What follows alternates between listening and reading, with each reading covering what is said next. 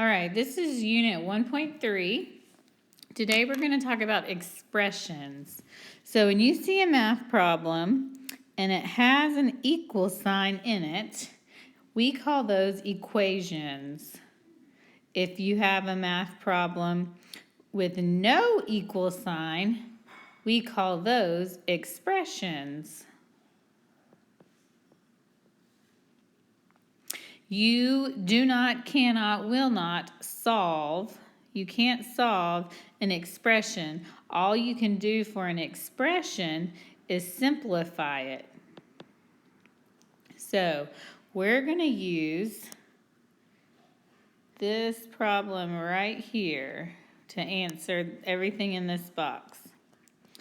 So we have 4x squared. Whenever you see a little 2 up there, we don't say 4x2, we say 4x squared minus 5y plus 6.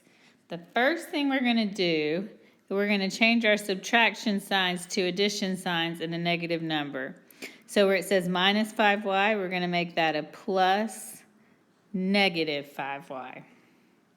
All right, terms. So first word we're going to talk about. They are groups of numbers and or letters separated by addition or subtraction. So if I look up here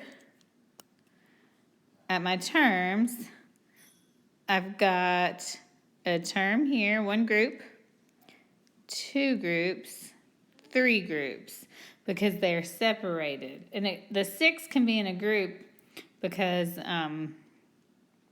it's separated by an addition sign. It can be just a number. It's still a term. So this equation up there has 3 terms. Variables. Variables are the letters in the equation. What are the variables up above? Well, I see I have an x squared. You have to say the squared because he's part of the x's name. And I have a y. Those are the 2 letters. Coefficient. Co means with. So coefficients are the numbers that are in front of the letters or the variables. So if I look up here, I have in front of my x squared, I have a 4. And in front of my y, very important, I have a negative 5. You've got to put negative 5. If you put 5, it will be wrong.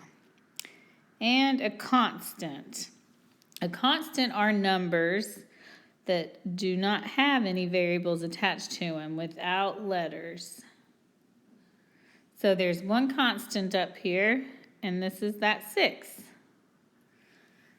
So we're going to practice identifying terms, variables, coefficients, and constants now in the next little section.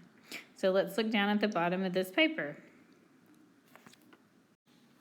So the first thing we're going to do down here is what we did up top. Where you see a minus sign, we're actually going to make it a plus negative 7. This expression has blank terms. Well, we've got one group here, 2, sorry, there's a siren going by, 3, 4. So this expression has 4 terms. What are the variables? Another word for variable is letter. So I see that there is an x squared, and I see there is a y.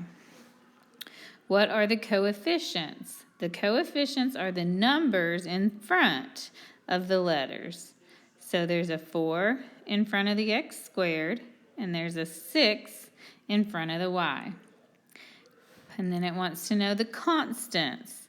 Those are the numbers that don't have any letters with them.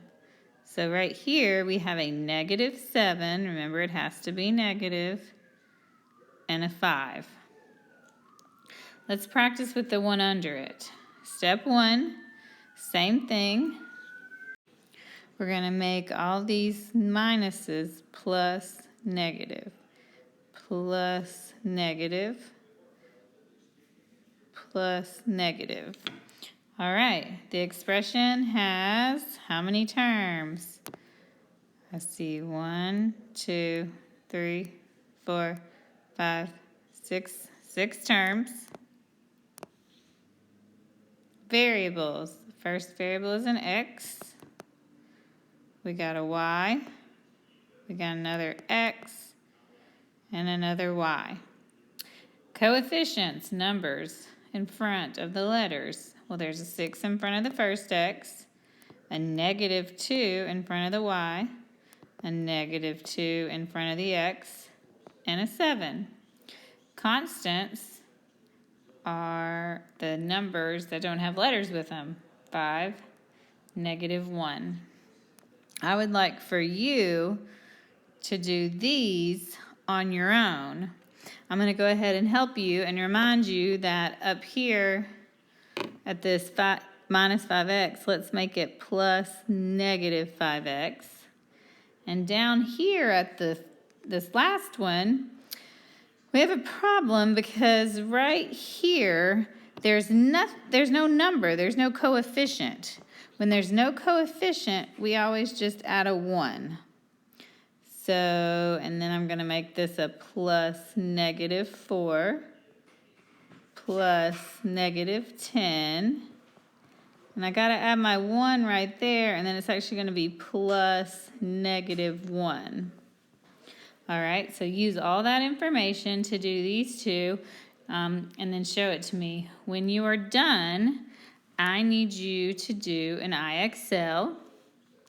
It is 8th grade, instead of Algebra 1, 8th grade math, and you need to do X10, and you need to get that same 70% that I asked for. So pause this video, work on those things, and when you're done, hit play again because we have one more page to do.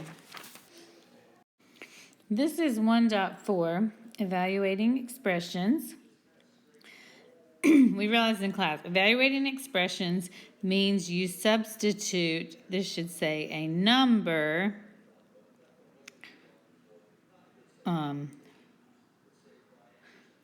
for a variable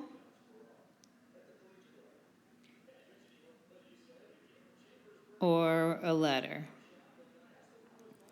Okay, so this will make sense in a second. When we substitute, we always put parentheses around our numbers. So the first thing I'm going to do is I'm going to write my problem. It's right here, xy squared. It says evaluate xy squared when x is equal to 3 and y is equal to negative 2. So I'm going to go ahead and put parentheses around the x and the y. Now I'm going to take my eraser. I'm going to erase that x. Instead of an x, I'm going to put a 3 because this right here tells me x is a 3. The next part tells me that y is a negative 2. So I'm going to do that. Now, if you put this in your calculator exactly like this, you will get the answer 12. And that's the correct answer. And I know these parentheses can seem extra, but they're super, super important. And the reason why is if you put parenthesis negative 3 squared in your calculator, you would get a 9.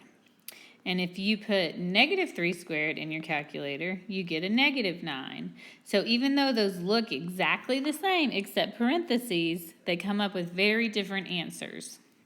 So let's do a couple practices to see if you get it.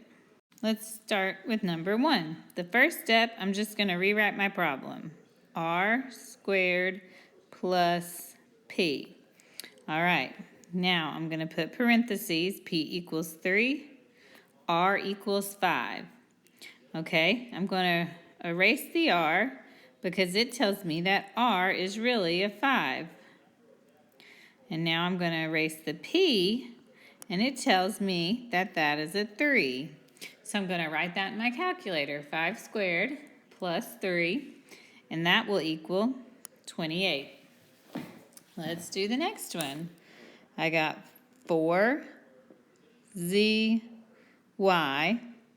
I'm going to put my 2 and my 3 in parentheses. Okay. So z, it says equals 2. So I'm going to take away my z. And I'm going to put my 2. And it says y equals 3. So I'm going to take away my y and put a 3. 4 times 2 times 3 is 24. Let's skip down to a harder one. Down here, we're going to do 8 and 9, and then I'm going to have you do the others on your own. So, I'm going to rewrite my problem. M minus P squared plus 6 plus 1. Go ahead and put parentheses around my M and my P. So now, instead of M, I'm going to erase it. I need to put in the parenthesis 3. And I'm going to take out the P. And I'm going to put in the parenthesis 3.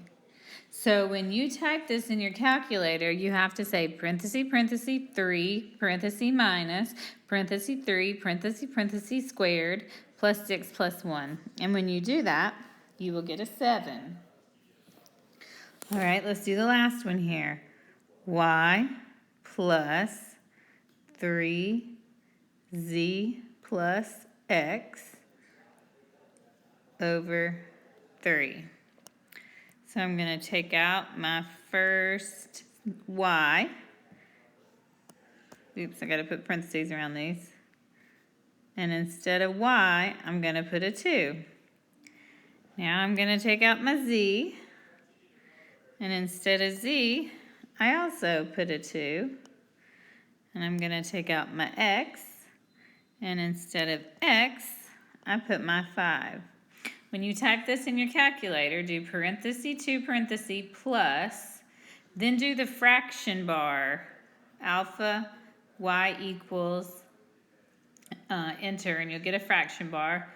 Put that 3, parenthesis 2, parenthesis, blah, blah, blah. Put that on top and put the 3 on the bottom and hit enter. When you do that, you should get the number 9 for your answer. I need you to do the rest of this page for practice. Thank you.